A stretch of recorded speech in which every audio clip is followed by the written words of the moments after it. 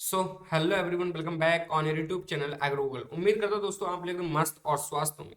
आज की वीडियो में हम डिस्कस करने वाले हैं, यानी कि आप लोग अगर ट्वेल्थ में एग्रीकल्चर लिया है, यानी कि ट्वेल्थ एग्रीकल्चर से पास किया है, देन उसके बाद में आप लोग किसी भी एंट्रेंस एग्जाम के थ्रू बीएससी हॉर्स एग्रीकल्चर कर रहे हैं या आप लोगों ने कर लिया है, तो आपके कैरियर स्कोप्स क्या कुछ हो सकती है, यानी कैरियर अपॉर्चुनिटीज क्या हो सकती है, क्या कुछ हो सकती है गवर्नमेंट एंड प्राइवेट सेक्टर में, कौन कौन सी ऐसी एग्जाम्स है जिनको क्वालिफाई करके आप लोग किसी भी एक नौकरी के लिए एलिजिबल हो जाओ, यानी कि आप गवर्नमेंट एग्जाम के लिए एलिजिबल हो जाओ। ठीक है, तो उनके बारे में आज हम डिस्कस करेंगे पूर्णतः सारी की सारी जो एग्जाम्स हैं स्टेट लेवल पर, देन उसके बाद में हमारे नेशनल लेवल पर, यानी कि इंडिया लेवल पर जो भी वैकेंसीज होती हैं, जिनको यूपीएससी कंडक्ट करवाती है, जिनको आरपीएससी यानी कि जैसे हमारा राजस्थान आरपीएससी राजस्थान लोक सेवा आयोग है, उनको जो भी वो वैकेंसी क्या नाम से है कंडक्ट करवाती है वो। ठीक है, तो ऐसे ही हमारे राजस्थान स्टेट लेवल पर, देन उसके बाद में नेशनल लेवल की जो भी एग्जाम्स है उनके बारे में हम पूरा डिस्कस करके जानने वाले हैं। ठीक है,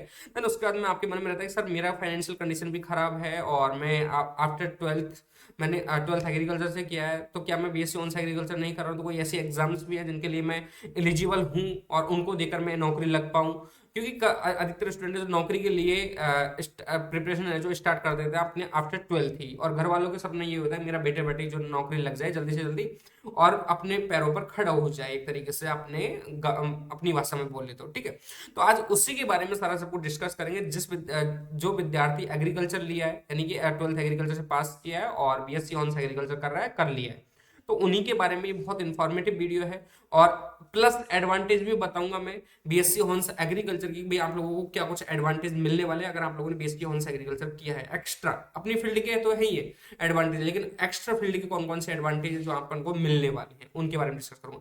तो वीडियो को लास्ट तक देखिएगा, एंड तक देखिएगा, आपका एक भी डाउट नहीं रहेगा। मुझे लगता है कैरियर अपॉर्चुनिटीज को लेकर आप लोग डिसाइड भी कर सकते हो आज ही कि यार मुझे इस एग्जाम की प्रिपरेशन करनी है, आगे भी मुझे इस एग्जाम के लिए तैयारी करना है और मुझे यही बनना है, मुझे आईबीपीएस एएफओ ही बनना है, मुझे एग्रीकल्चर सुपरवाइजर ही बनना है, मुझे एक्सवाइजेड जो भी आप लोग एग्जाम निर्धारित करते हो उस एग्जाम की तैयारी आप लोग आज ही से स्टार्ट करोगे, मुझे लगता है आप लोग बन भी जाओगे, आज से स्टार्ट भी कर दोगे। ठीक है, तो आपको आज ये इसमें डिसाइड करके बता दूंगा भाई आप लोग कौन सी एग्जाम की तैयारी कर सकते हो, किस तरह तैयारी कर सकते हो, वो भी थोड़ा थोड़ा मैं एंड देकर जाऊंगा साथ साथ में। तो चलिए स्टार्ट करते हैं वीडियो को। ज्यादा लंबा नहीं होगा, मैं शॉर्ट में बताऊंगा, ज्यादा क्या नाम से एक्सप्लेन करके नहीं चलाऊंगा, क्योंकि एक एग्जाम की डिटेल्स के बारे में देने लग जाए तो हमारा डिटेल्स है जो बहुत बड़ा हो जाता है, बहुत लार्ज हो जाता है। तो हम समराइज की तरह यानी कि शॉर्टली देखने को कोशिश करेंगे जल्दी जल्दी। ठीक है, वीडियो लास्ट 10-15 मिनट का होगा। चलिए स्टार्ट करते हैं। तो पहला आता है यार आप लोगों ने ट्वेल्थ एग्रीकल्चर से किया है, सर मैंने ट्वेल्थ एग्रीकल्चर से कर लिया है तो मैं अब क्या कर सकता हूँ। देखो दोस्त, अब तूने एग्रीकल्चर से ट्वेल्थ तो कर लिया, लेकिन यहाँ पर अब रहता है यार हमारा माता पिता की जो फाइनेंशियल कंडीशन है, घर की फाइनेंशियल कंडीशन है जो बहुत वीक है, फाइनेंशियल कंडीशन यानी कि पैसे को लेकर आप लोग को कुछ स्थिति है वो थोड़ी जर्जर है, घर में मकान भी नहीं है और एक तरीके से मतलब आप लोगों को पूरी फैसिलिटी नहीं मिल पा रही, तो आप लोग कौन से एग्जाम के लिए अप्लाई कर सकते हो जो कि गवर्नमेंट कंडक्ट करवाती है। तो दोस्त मैं आपको बता दूं, जैसे हमारा राजस्थान में हो गया, राजस्थान में हमारा आरएसएस भी कंडक्ट करवाती है कौन सी एग्जाम, एक है हमारा एग्रीकल्चर सुपरवाइजर। कौन सा? एग्रीकल्चर सुपरवाइजर की क्या नाम से वैकेंसी जो कंडक्ट करवाती है वो कौन करवाता है? आरएसएस भी, यानी कि राजस्थान कर्मचारी चयन बोर्ड हमारे ये जो एग्जाम है वो उसे कंडक्ट करवाता है एग्रीकल्चर सुपरवाइजर को। इसकी जो एलिजिबिलिटी रहती है ना भैया,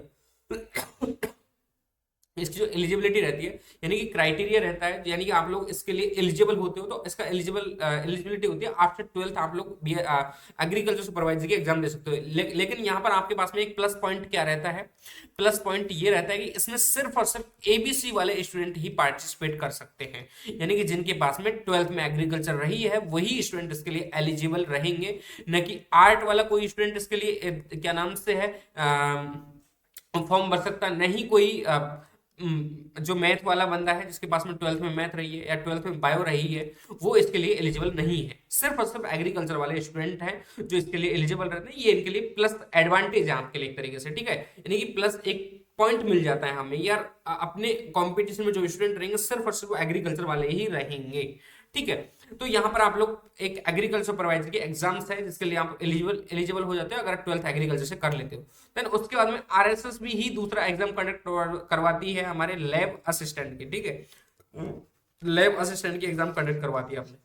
तो इसकी भी एलिजिबिलिटी क्या रहती है, तो इसकी एलिजिबिलिटी रहती है हमारे आफ्टर ट्वेल्थ, यानी कि ट्वेल्थ आप लोगों ने एग्रीकल्चर से किया है तो इसमें एक आपको थोड़ा क्या नाम से है नुकसान देखने को मिलता है। यहाँ पर हमारे क्या नाम साइंस के सभी स्टूडेंट एलिजिबल रहते हैं, पीसीबी वाला स्टूडेंट भी एलिजिबल रहते हैं, पीसीएम वाला स्टूडेंट भी एलिजिबल रहता है और एबीसी स्टूडेंट वाला एबीसी वाला स्टूडेंट भी एलिजिबल रहता है। अब पीसीबी का मतलब यानी कि बायोलॉजी वाले जो स्टूडेंट, बायोलॉजी स्ट्रीम जिन्होंने ले रखा है, पीसीएम जिन्होंने मैथ ले रखी है यानी कि फिजिक्स केमिस्ट्री मैथ रही है उनके पास में ट्वेल्थ में, और एबीसी एग्रीकल्चर बायोकेमिस्ट्री रही है, वो इसके लिए एलिजिबल रहते हैं। ठीक है, तो आपकी ये दो वैकेंसीज ऐसी हो गई जो पर्टिकुलर हमारे एक साल 2 से 3 साल में कंडक्ट होती रहती है। और जैसे एग्रीकल्चर सुपरवाइजर की जो एग्जाम है पिछले ईयर्स में देखे तो हमारे लगभग 1 से 1.5 साल में 2 साल में भर्तियां हैं जो रिवाइज हो रही हैं और लगातार भर्तियां हो रही है। तो अपने क्या नाम से ऐसे स्टूडेंट हैं जो कई सारे एग्रीकल्चर सुपरवाइजर की तैयारी कर रहे होंगे और करते भी करने की सोच भी रहे होंगे। तो आप लोग भैया ये दो एग्जाम्स हैं इनके लिए तैयारी कर सकते हो। अगर आप लोगों का फाइनेंशियल कंडीशन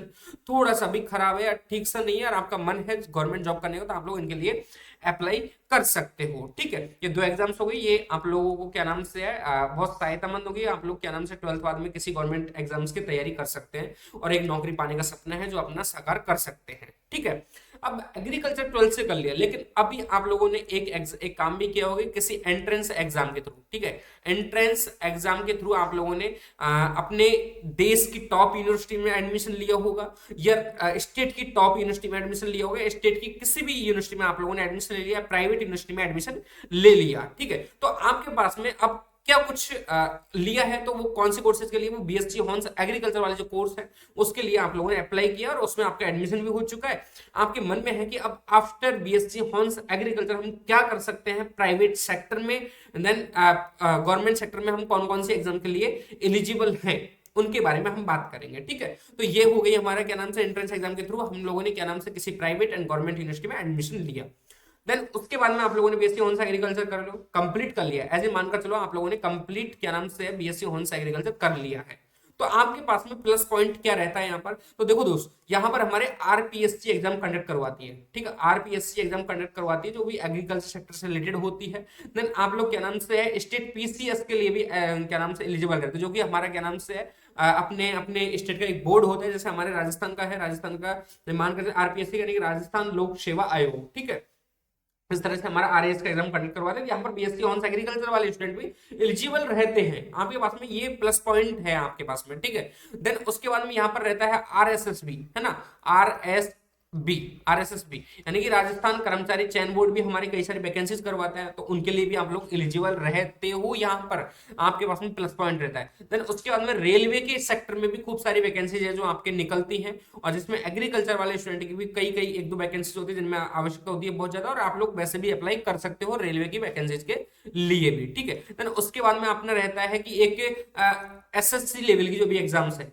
एसएससी यानी कि स्टाफ सिलेक्शन कमीशन जो अपना एग्जाम्स कंडक्ट करवाते हैं, एसएससी जीडी या एसएससी क्या नाम से है, बहुत सारे एसएससी में खूब सारे फेजेज होते हैं, उनके लिए आप लोग अप्लाई कर सकते हो। तो आपके पास में 4 प्लस पॉइंट हो जाते हैं, यानी कि आप लोग इनकी जो हमारा आरपीएससी जो बोर्ड है वो, और आरएसएसबी बोर्ड है, रेलवे है और स्टाफ सिलेक्शन कमीशन है, जो भी ये एग्जाम कंडक्ट करवाते हैं उनके लिए आप लोग सभी के सभी स्टूडेंट एलिजिबल रहते हैं एग्रीकल्चर ऑनर्स एग्रीकल्चर करने वाले। देन उसके बाद में यहाँ पर आपके पास में एक थोड़ा रहता है नहीं कि यार कंपटीशन ज्यादा रहता है। यहाँ पर कंपटीशन क्यों ज्यादा रहता है, क्योंकि यहाँ पर प्लस आर्ट वाले स्टूडेंट एलिजिबल रहते हैं पूरे के पूरे। देन उसके बाद में यहाँ पर हमारे पीसीएम पीसीबी वाले स्टूडेंट भी एलिजिबल रहते हैं, यानी कि मैथ बायो वाला जो स्टूडेंट है, और भी कई सारे जो कोर्सेज होते हैं हमारा, और भी साइंस से रिलेटेड अदर कोर्सेज होता है, कॉमर्स वगैरह, मतलब सारी जो साइंस एंड देन हमारा आर्ट वाले बैकग्राउंड जो भी स्टूडेंट है, कॉमर्स वाले जो स्टूडेंट्स है, वो सभी के सभी इन एग्जाम्स के लिए अप्लाई कर सकते हैं। तो ये करते हैं एक तरीके से। ठीक है,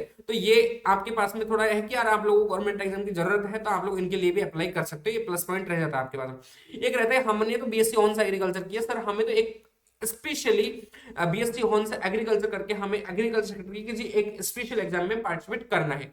ठीक है, एक गवर्नमेंट एग्जाम में पार्टिसिपेट करना है, देन हमारे प्राइवेट सेक्टर में कौन कौन सी भर्ती हो सकती है और उनकी क्या कुछ एलिजिबिलिटी रहती है, उनके बारे में हम आगे वीडियो में डिस्कस करते हैं। तो ये आपके पास में आफ्टर 12th एग्रीकल्चर आप लोग क्या कर सकते हैं, देन बीएससी ऑनर्स एग्रीकल्चर के बाद में आप लोग के पास में कौन कौन से एडवांटेज रहते हैं वो मैंने आपको यहाँ पर क्लियर कर दिया है। 2 पॉइंट तो हमारे यहाँ पर क्लियर हो चुका है। आफ्टर 12th हमने क्या किया, देन हमारे बीएससी ऑनर्स एग्रीकल्चर करने के बाद में हमारे प्लस एडवांटेज प्लस पॉइंट वाले जो पॉइंट है वो कौन कौन से थे, आरपीएससी, आरएसएसबी, देन उसके बाद में रेलवे, देन एसएससी एग्जाम्स हो गई, जो हमारे पास में प्लस पॉइंट हो जाता है। देन अब चलते हैं हमारे जो भी पर्टिकुलर एक हमारा जो सेक्टर है बीएससी ऑनर्स एग्रीकल्चर वाला, कि हम लोगों ने किसी पर्टिकुलर यूनिवर्सिटी से हम बीएससी ऑनर्स एग्रीकल्चर कर रहे हैं या कर ली है, तो हमारे पास में कौन कौन से स्टेट लेवल पे ऐसी एग्जाम्स होती हैं जिनके लिए हम क्या नाम से एलिजिबल रहते हैं, उनके बारे में डिस्कस करेंगे सारे के सारे, ठीक, देन नेशनल लेवल पर भी, ठीक है।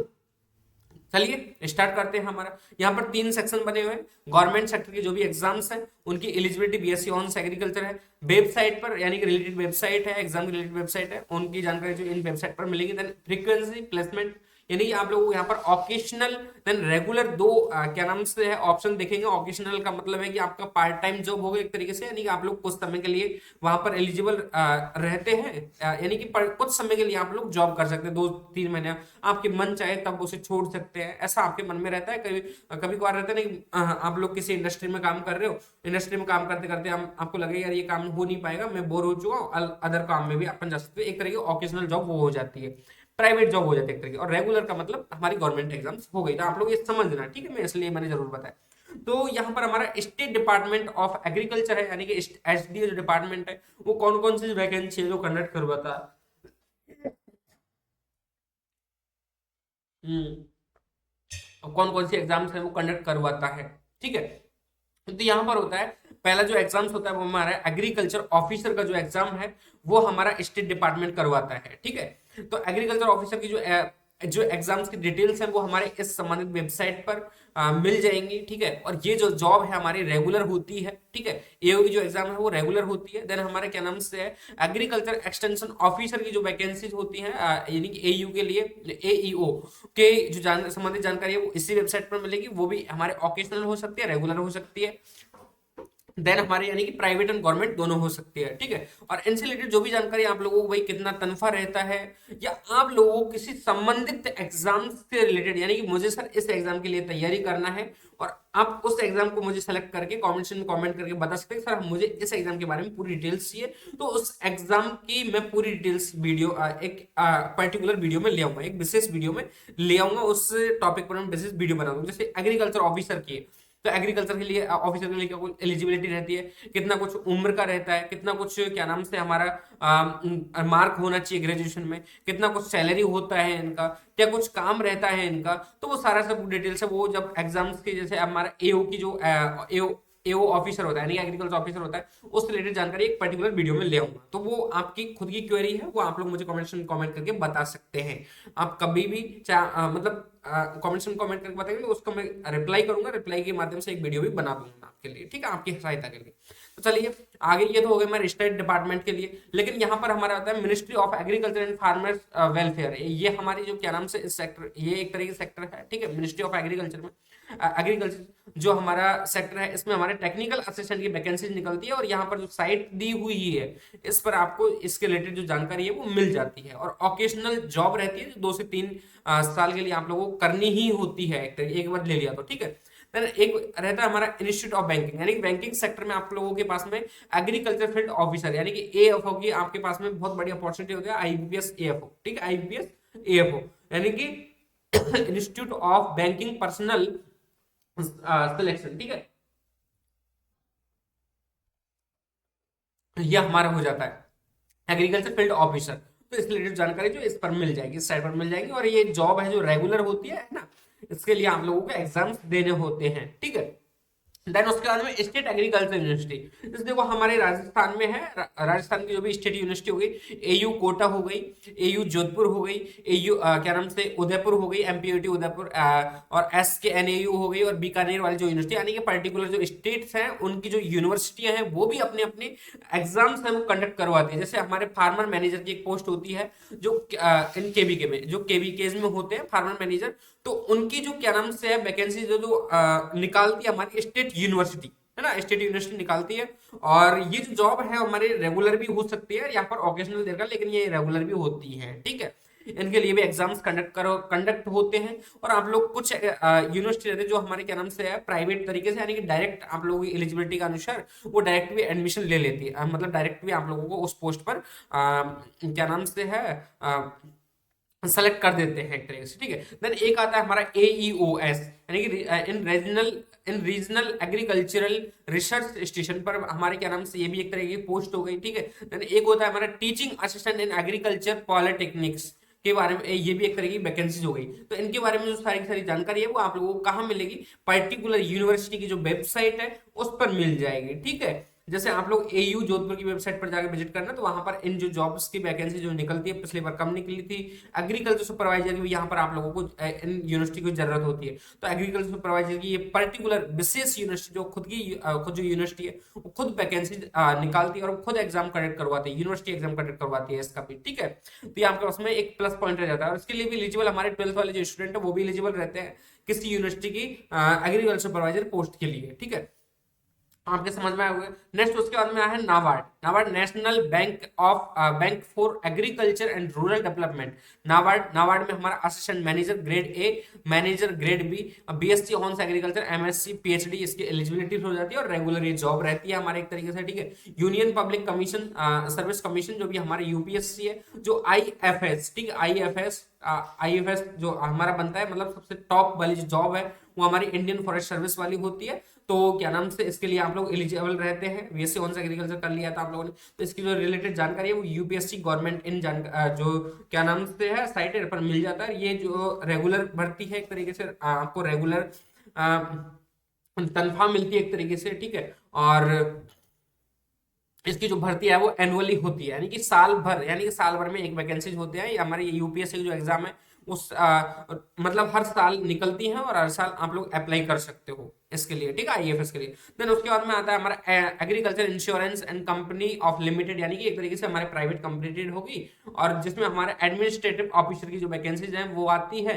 तो ये एक तरीके से क्या नाम से ऑकेशनल होती है, प्राइवेट रहती है, इसके लिए आप लोग अप्लाई कर सकते हो। देन उसके बाद में स्टेट फॉरेस्ट डिपार्टमेंट में सेक्शन ऑफिसर की एक जॉब्स होती है, यहाँ पर फॉरेस्ट रेंज ऑफिसर की यानी कि एफआरओ की भी आपके पास में पोस्टेज जो निकलती है उनके लिए आप लोग अप्लाई कर सकते हो। यहाँ पर ये ऑकेशनल यानी कि प्राइवेट टाइप में रहती है और कुछ रेगुलर भी रहती है, ऐसी बात नहीं है कि रेगुलर नहीं रहती है। तो रेगुलर अगर एग्जाम कंडक्ट करवा रहे हैं तो यहाँ पर क्या नाम से आप लोगों की ये रेगुलर जॉब हो जाएगी एक तरीके से, ठीक है। तो आप लोग पर्टिकुलर जो भी स्टेट है उसकी जो फॉरेस्ट डिपार्टमेंट है वो अपनी भर्ती खुद करवाता है, और नहीं करवाता है डिग्री बेसिस पर एडमिशन आप क्या नाम से पोस्ट पर सेलेक्ट करता है, आप लोग क्या नाम से यहाँ पर डायरेक्ट हो जाता है और आप लोगों को कभी भी हटाया जा सकता है और कभी भी आप लोगों को वहां पर मतलब निलंबित किया जा सकता है एक तरीके से, उस तरीके से हो जाता है, ठीक है। देन उसके बाद में स्टेट सीड डेवलपमेंट कॉर्पोरेशन, यानी कि एक तरीके से हमारा प्राइवेट कंपनी हो गई और यहाँ पर सीड ऑफिसर की आपको आवश्यकता पड़ती है, और उसके लिए बीएससी ऑनर्स एग्रीकल्चर किया हुआ बंदा जो एलिजिबल रहता है, और वो हमारे क्या नाम से स्टेट सीड डेवलपमेंट की जो साइट है उन पर जाओ, आप लोग जाओगे तो वहां पर आप लोगों क्या नाम से इनके रिलेटेड जानकारी है जो मिल जाएगी। ऑकेशनल होती है एक तरीके से, और धीरे धीरे ये प्राइवेट क्या नाम से गवर्नमेंट एक तरीके से परमानेंटली भी हो जाता है एक समय के बाद में, ठीक है। देन उसके बाद में आता है कॉटन कॉर्पोरेशन ऑफ लिमिटेड, है ना, सीसीआई, एक तरीके से जूनियर असिस्टेंट का जो भर्ती होती है उसके लिए आप लोग एलिजिबल रहते हो, सॉरी जूनियर असिस्टेंट के लिए एलिजिबल रहते हो कॉटन कॉर्पोरेशन ऑफ इंडिया में, ठीक है, ऑफ इंडिया। जो ये सेक्टर है हमारा कॉटन रिलेटेड जो सेक्टर है उसमें आप लोगों की आवश्यकता पड़ती है जूनियर असिस्टेंट के, जूनियर कमर्शियल एग्जीक्यूटिव की भी आपको यहाँ पर जरूरत पड़ती है, ठीक है। तो यहाँ पर इनके लिए आप लोग एलिजिबल रहते हो। ये भी हमारे एक तरीके से साइट रिलेटेड दी हुई है। अगर आप लोगों को इस पीडीएफ की आवश्यकता है तो कमेंट सेक्शन में कमेंट करके बताना कि सर मुझे पीडीएफ की आवश्यकता है। तो पीडीएफ आपको मिलेगी कहाँ, हमारे डिस्क्रिप्शन में लिंक दिया हुआ है टेलीग्राम चैनल का, तो वहां पर जाकर उसे क्लिक करना, और वहां इस जो पीडीएफ है वो मैंने ऑलरेडी डाल रखी है, आप लोग इसके रिलेटेड जानकारी वो वहां से देख सकते हो। और जो हमारा क्या नाम से है रिलेटेड वेबसाइट है उसके लिंक सॉरी इसका जो कॉपी लिंक को कॉपी पेस्ट कीजिए और उसको गूगल पे सर्च मारोगे तो आपको रिलेटेड जो रिलेटेड सेक्टर है उसके रिलेटेड जानकारियाँ आपके पास में पहुंच जाएगी। देन ये भी एक तरीके से ऑकेशनल रहती है। देन उसके बाद में national seed corporation NSC agriculture training की आप यहाँ पर आवश्यकता होती है ना, एक तरीके से प्राइवेट ही है ये भी। देन उसके बाद में फूड कॉर्पोरेशन ऑफ इंडिया, ठीक है, फूड कॉर्पोरेशन इंडिया, ये एग्रीकल्चर ट्रेनिंग की जो भर्ती होती है वो हमारी रेगुलर होती है और इसके क्या नाम से नेशनल सीड कॉर्पोरेशन वो अपने एग्जाम करवाता है और उसके थ्रू आप लोगों को क्या नाम से जॉब दी जाती है, ठीक है, एग्रीकल्चर ट्रेनिंग। देन उसके एफसीआई असिस्टेंट ग्रेड 3 जो क्या नाम से है ये भर्ती होती है एक तरीके से जो हमारी रेगुलर होती है और एनुअल जो निकलती है यानी कि हर साल निकलती है, ठीक है। देन उसके बाद में सेंट्रल वेयर हाउस कॉर्पोरेशन एक तरीके से हमारे क्या नाम से प्राइवेट हो गया ये, जूनियर टेक्निकल असिस्टेंट की यहाँ पर आवश्यकता पड़ती है और जूनियर सुपरिंटेंडेंट की भी यहाँ पर आवश्यकता पड़ती है। एक तरीके से प्राइवेट जॉब है, रिलेटेड वेबसाइट यहाँ पे दी हुई है, जाकर देख सकते हैं आप लोग, ठीक है। स्टेट वेयर हाउस कॉर्पोरेशन यानी कि एक सेंट्रल हो गया यानी कि इंडिया लेवल का हो गया, एक स्टेट लेवल का हो गया। इसमें आपको इसमें यहाँ पर आवश्यकता पड़ती है प्रोस प्रोक्यूरिंग इंस्पेक्टर की यहाँ पर आवश्यकता पड़ती है, मार्केटिंग इंस्पेक्टर की यहाँ पर आवश्यकता पड़ती है, देन असिस्टेंट सप्लाई ऑफिसर की यहाँ पर आवश्यकता पड़ती है। तो एक तरीके से प्राइवेट जॉब हो जाती है और ये आपकी डिग्री को देखते हुए जॉब मिल जाती है आपको यहाँ पर। तो इनको विजिट करते रहना आप लोगों को, रिलेटेड वेबसाइट दी हुई है यहाँ पर, तो यहाँ पर जाके देखोगे तो आप लोगों को क्या नाम से अपने स्टेट में जो वेयर हाउस कॉर्पोरेशन है उसका जो जानकारी है वो मिल जाएगा, ठीक है। स्टेट मार्केटिंग फेडरेशन एक तरीके से ये हमारा सेक्टर है, इसमें मार्केटिंग एग्जीक्यूटिव, देन उसके बाद field officer, then assistant manager की भर्ती निकलती है। क्या नाम से है पद होते हैं, एक तरीके से पोस्टेज होती है, वो एक तरीके से ऑकेजनल होती है, प्राइवेट होती है, इनके लिए आप लोग अप्लाई कर सकते हो। देन उसके बाद में है cooperative oil seed and growers feeds federation limited and oil seed, यानी कि ऑयल सीड जो कंपनियां होती हैं हमारे, जैसे हमारा सरसों का ऑयल हो गया, यानी कि सरसों का हो गया, और क्या नाम से हमारा तिल तिल का हो गया, ठीक है।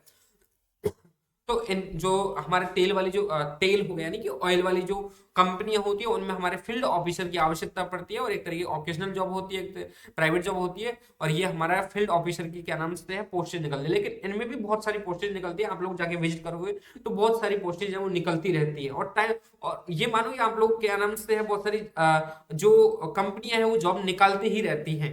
अगर आप लोगों ने बीएससी ऑनर्स एग्रीकल्चर कर रखा है तो आप लोग आसानी से उनके लिए अप्लाई कर सकते हो, वहां पर आप लोगों को आसानी से प्राइवेट जॉब मिल जाती है, ठीक है। देन उसके बाद में है AP state of agro industry development, ये हमारे क्या नाम से है आंध्र प्रदेश का हो गया, ठीक है। एपी स्टेट यानी कि Andhra Pradesh state agro industries agros, AP मानकर चलो, हाँ अंगरू, चलो छोड़ो इसको, ठीक है। लेकिन state agro industries development corporation of limited में भी यहाँ पर क्या नाम से फील्ड ऑफिसर की जो पोस्ट है वो निकलती है, ठीक है। उसके बाद में हमारा फर्टिलाइजर से रिलेटेड जो भी कंपनियां होती है उनमें हमारे क्या नाम से मार्केटिंग रिप्रेजेंटेटिव की आवश्यकता होती है, तो यहाँ पर इसके लिए आप लोग अप्लाई कर सकते हो, ठीक है। मार्केटिंग रिप्रेजेंटेटिव नेशनल फर्टिलाइजर, तो यहाँ पर क्या नाम से मार्केटिंग रिप्रेजेंटेटिव जरूरत होती है, इसके लिए एग्जाम होती है आपके लिए, एक विशेष एग्जाम होती है, उसके लिए आपकी ये जॉब है जो रेगुलर होती है, ठीक है, मतलब कि एक तरीके से गवर्नमेंट होती है। इंडियन फार्मर फर्टिलाइज कोऑपरेटिव यानी कि इफ्को में भी हमारी जो भर्तियां निकलती हैं और उसमें एग्रीकल्चर ग्रेजुएट ट्रेनी के नाम से भर्ती निकलती है और वो क्या नाम से रेगुलर होती है और एनुअल निकलती है, हर साल निकलती है, उसके लिए आप लोग अप्लाई कर सकते हो, ठीक है।